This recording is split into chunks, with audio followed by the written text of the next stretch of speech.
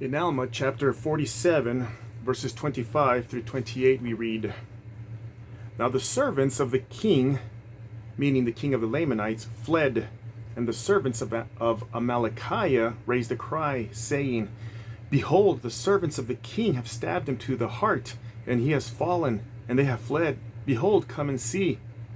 And it came to pass that Amalickiah commanded that his armies should march forth and see what had happened to the king.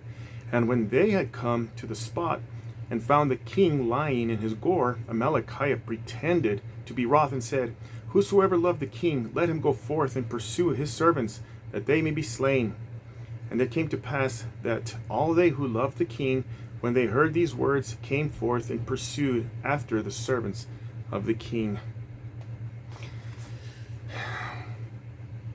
Sometimes it really is no wonder why the Lamanites hated the Nephites so much.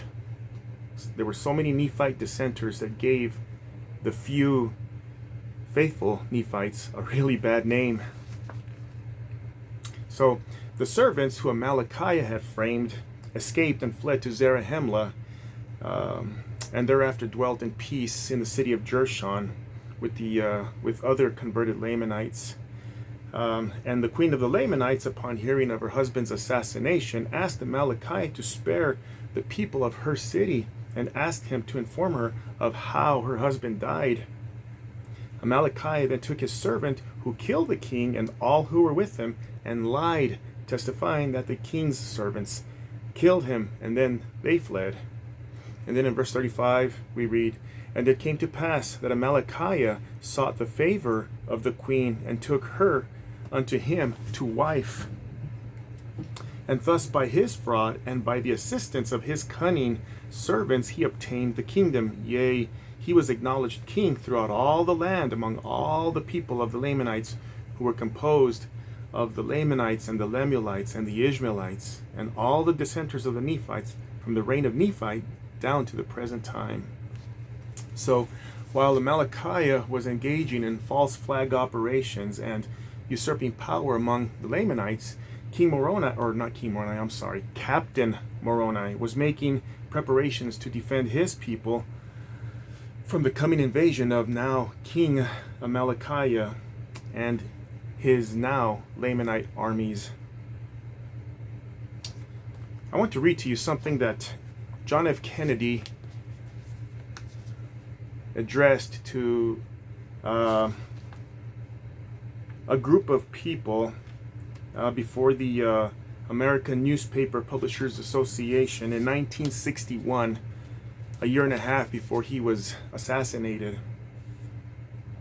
John F. Kennedy said, "The very word secrecy is repugnant in a free and open society, and we are as a people inherently and historically opposed to secret societies, to secret oaths, and to secret proceedings.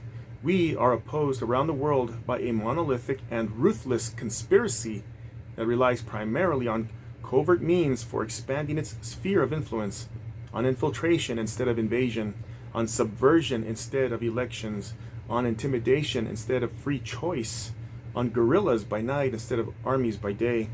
It is a system which has conscripted vast human and material resources into the building of a tightly knit, highly efficient machine that combines military, diplomatic, intelligence, economic, scientific, and political operations."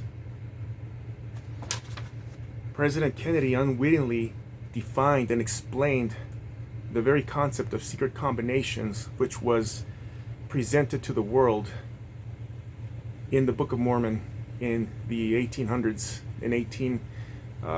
before the church was restored in 1830. It began with Cain.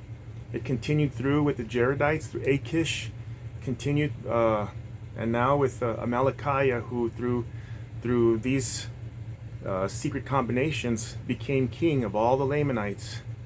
And now he's going to invade the Nephites, who are led by Captain Moroni, and his cause of freedom, to be continued.